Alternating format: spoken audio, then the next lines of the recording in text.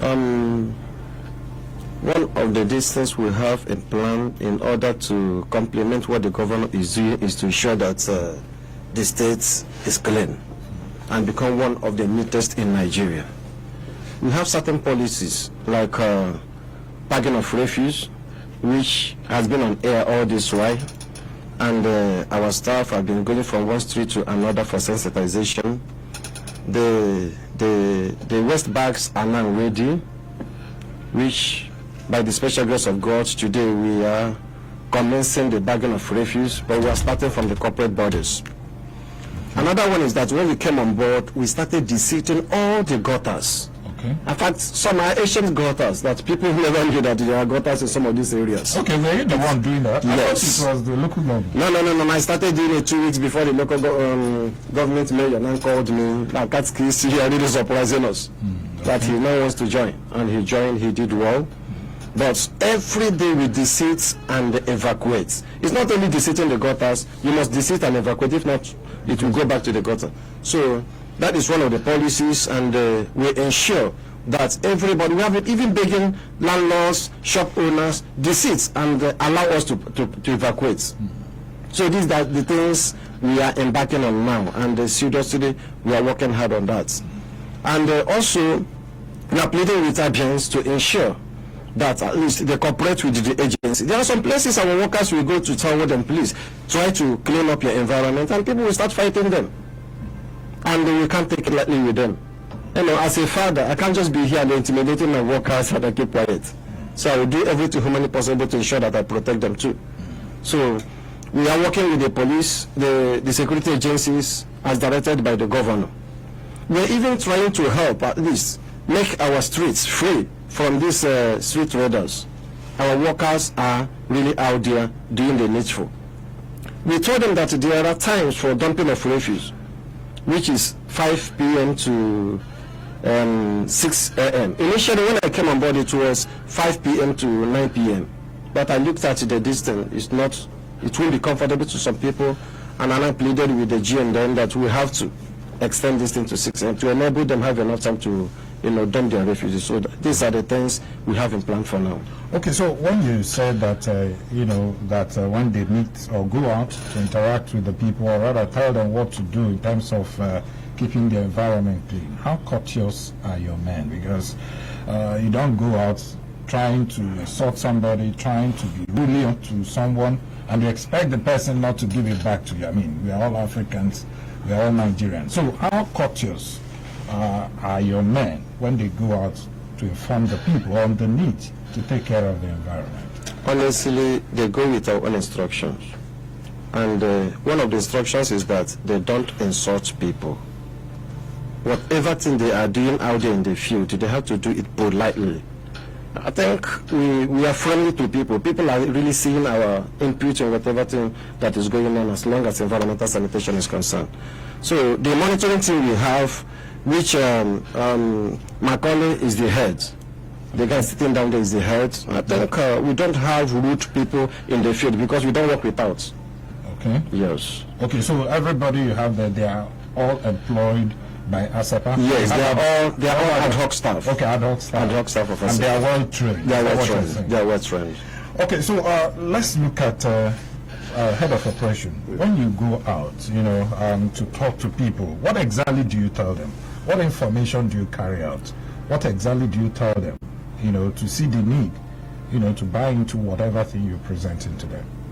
Yes, waste management is a very vast area. So most times when we go out to visit our people, we tell them there is need for them to pack their refuse. Okay. Like my boss rightly said here, we have three pieces of refuse bags, one for biodegradable, the other one for non-biodegradable and other household items, and the other one for medical and hazardous waste. That's the medical and hazardous waste is the red one. The black one is for non-biodegradables, while the one for biodegradables are the green ones. We encourage them to sort this waste. You know that refuse is now waste. Let me use the word waste is now wealth. So when you sort your waste, you can make a sort of living from it. So we encourage them that you don't throw everything out. There are certain things you can use to make little money for yourself. Like the PET bottles, the tin tomatoes, the tin of milk, the cartons. You can separate them from your home. Oh, really? And keep them, and sell them to make little money. So we encourage them to do all those things. And we encourage them not to dump refuse into the drainages. Like we have cleaned virtually 90% of the drainages in Omaya. So you find out that when it's raining, people will go out there and be pouring refuse into the drains. So we also frown at that. Though we've not started enforcing, but soon we'll start enforcing that. Okay, so after desilting, just like the DGM said, do you go back to check? This is rainy season. Yes, sir. It's something you need to do a follow-up, so that you don't have recurrence. Even if you do, you should be able to check it. So do you go back to those places you've been able to desilt and see what the situation is presently and see where you can actually intervene? Yes, I give kudos to my boss, Katskis Ambush. Like one day we were coming back from Express Tower on inspection. Exactly at that's cooperative. Okay. He just jumped down from there. I said, clear. I just saw a block drain. I said, okay, will he be doing everything? So this is a man that is keen to do his work. So we go and do a follow-up on all these drainages and then find out the ones we need to redesil and then clear. Okay, so GM, the issue of recycling of wastes, has it started? Are we going to see it start in the States? Because just like head of operations talked about, he said waste to wealth. So I know that when you recycle, you can still get something out of it. So are we going to see that any moment soon in the States? Very, very soon. The GM is working on that. I know that in the time, as I recall that Office of the Due Process to the governor, they invited some people to come and bid for recycling of waste. And we were expecting to hear something. But up to this moment, nothing has been heard. No, they're seriously working on that. I think they're starting from Abia. Abia, yes. Very soon, that of the plant of Abia will start of operation. Okay. Yeah. So now let's talk about this non-biodegradable and biodegradable bag. What is it about exactly? Okay. Like in biodegradable bag, that's the green one. Okay. It's all about where we put our, let's say, grasses, household items like leftover foods, things that you can compost, things that you can reuse. Okay. So these are where we put those things. Those are No, the biodegradable ones. Biodegradable. Where you can, the green one, where you can compost materials. Okay. So like grasses, leftover food, or the household items. Then other household items like the cartons and all these other ones. The one that cannot decay. The cellophane bags, we put them in the black. Like we sell cellophane bags, pure water sachet. We sell them. So we can package those ones in the black bags, and then you can sell it out to all these scavengers, people that call it urban miners now, because if you call them scavengers, it's kind of demeaning. So we have elevated them to urban miners so that we can give them sense of belonging. So do you work with these people, these scavengers? Okay, what do you call them? You say urban miners. So do you work with them now? Because there's been a series of complaints about these particular people. Some people will tell you that they come to their home, steal things and all that, and you cannot catch them. For the first time, the state is promulgating a policy on scrap metals and other things. So it's coming up, although it's not been signed. We've been working together with Ministry of Environment to fine tune, together with other stakeholders in the environmental sector, both the scavengers. Last time we held a meeting at the office of the policy. That's Reverend. Yes. Special Advisor to the Governor. Yes. So they also invited people from the scrap section. They also came and did a lot of inputs to the policy. So we are fine-tuning it to make sure it doesn't hurt anybody at the end of the day. We are going to checkmate whatever they are doing, because there has to be certifications where it's only those that are certified by the ministry and agency that will be allowed to deal on those things. So we are fine-tuning it, and very soon the thing will be signed by the government. Let's say, like, when are we looking at that? Because the menace is really something one cannot imagine. These people, they go from house to house, especially when people are not there, or you are just keeping something carelessly. It's not as if you've thrown them away. By the time you come back, you will see You know. Like part of the policy is this. Let me give you an example. You will hold a register where anything that comes to your yard, because we'll be doing a routine check. Okay. Everything that comes to your yard will be properly documented. So when we come, we cannot just do a random sampling. Where did you buy this from? Okay. Then we'll check your register if it was properly documented. Then if you did not document it, you can be prosecuted for that. So you must make sure that whatever you're buying from the urban miners is something that is genuine. So by so doing, it will discourage those who go about stealing from people's yard.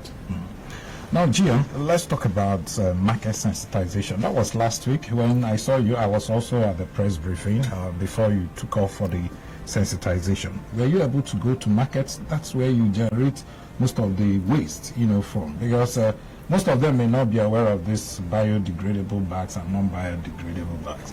Have you been able to sensitize them? What is the response like? Yes, they went to most of the major markets in Omaha. Sorry. They went to Orioba, they went to Seagate and other places, and today they are continuing with this sensitization. Tomorrow too, I think it is going to be a continuous process. Even when we start bagging the refuse, the radios and the data for our staff and ad hoc staff will be going to markets to sensitize the people, telling them the importance of bagging their refuse. We are seriously working on that. What about ASAPA fees? Do anything like that? Yes, but we are still working on that. We've not started collecting the ASAPA fees and the levies due for ASAPA. Hopefully very, very soon. We are working on that. Okay, because we've received complaints, especially from the markets. That Yoruba market you mentioned. We've received several complaints from people, traders in that market, saying some group of persons will approach them, mandate them to pay ASAPA fee. In fact, they wear your, what's it called? Your apron, saying that they are from ASAPA, that they've been given so and so amount to pay and all that. So that's why I want to confirm. Are those people from your office? They're not from office. These are illegal revenue collectors. I think that was on Friday. We arrested some of them at Seagate. Oh, good. Yes, and we sent them to CPS. Hopefully, even this morning, we are just discussing with some of our staff that want to go to Orioba to ensure that some of these things, it has to stop. And certainly it must stop because they're bringing bad names to ASEPA. When we are ready to start collecting our ASEPA fees, we'll as well go on air and tell people about it. Okay, so the issue of house-to-house collection of refuse, have you jettisoned that idea? We are seriously working on that. Presently, the government has even, encouraged us to go into it. But we want to start from some of these estates, World Bank estate and some of the estates. We have procured some vehicles that will help us. The plans we have for that is that we will station our compactors in particular places, strategic places, where we send some of these our keke buses to some of these estates to, to collect and dump in our distance. Very, very soon. Certainly by next week, I think we have to kick off. So with the lack of vehicle and logistics that you are also experiencing, how are you going to cover the whole of Umuahia, going from house to get the refuse? Of course, we schedule. Okay. We schedule. Like, for example, World Bank now that we are fine-tuning how to start from World Bank, we might give World Bank 3 days. Maybe Monday, Wednesday, Friday. Okay. You want to start with World Bank? Yes, okay. Yes. And we procured the keke buses, like my boss said. We will station the compactor truck at the major road, like Health Center Road. Then these keke buses will move into the streets, because the truck might not be able to access the streets. Okay. So these keke buses will move into the streets and then pick up their refuse bags. We can only pick those that are bagged. Okay. So if you didn't bag your waste, to remain there with you, yes. Or you go to the refuse buckets, yes. Okay. If it's there, if it's close to you, and go and dump it there. And even after now, when we must have sensitized our residents about the waste bag, a time will come when we will stop allowing people that didn't pack their waste to bring their waste to the bucket, because it defaces the city. And most times when you are trying to convey it to the final dump site, if you see it flinging, even when you cover the net, you see it flinging from all sides of the net. So we are trying to discourage completely those that don't pack their waste. So we'll move to the streets and then pick. So every estate, every street we are going to attend to, we will schedule them, tell them the number of days we will come there. so that within that day, you automatically you will know that ASEPA is coming this day. You can bring out your bag, your refuse bag in front of your house, and definitely will pick it. So you will tell them, you will tell the people living in a particular locality that you're coming on a so day? Yes. Okay, yes. so that they will get prepared. Yes. Now you talked about, when you cover your trucks on your way to go and dispose the dirt and all that. I've seen that repeatedly, several times, especially along this Osa Road, the newly reconstructed Osa Road. Yes. When you're passing there, your men who drive these trucks, we see the droplets on the road. What's happening? How are you going to address this? We've raised it severally, and the stench that oozes out from those droplets is really worrisome. Is our major concern. When most times, okay, for example, BCA Road, the bucket we have at Jovit, most of the people that visit that bucket are corporate people. They pack their waste. But if you go there now, you find out that every bag there has been torn. People, urban miners, looking for what they will eat. So we will sensitize them more, after which we will start enforcing. GM, you have a lot of work to do, especially in the area of sensitization. Do you think you're doing enough? Look at what he just said now. These urban, I call them scavenger, that's the name you can use, and people will understand. Yes. What are you going to do in terms of sensitization, like the non-biodegradable bags and biodegradable? Most people are not aware of it, and I don't know if you started enforcement. So how are you going to increase or improve the sensitization about this? Yeah, presently we've not started enforcement, Okay. but we are seriously working. The Department of Information is really working hard to sensitize people concerning these things. And it is going to be a continuous exercise. Even when we start enforcing, we'll as well continue to sensitize the people, the importance of bagging their distance, and that of the scavengers. We have set up our monitoring team. That people will be mining all the distance, the buckets and our dumping sites to ensure that nobody comes there to tear any of the distant bags. And we can't stop. All we need is that even the radio houses, the media platform should as well help us telling the people the importance of bagging their distance, their waste.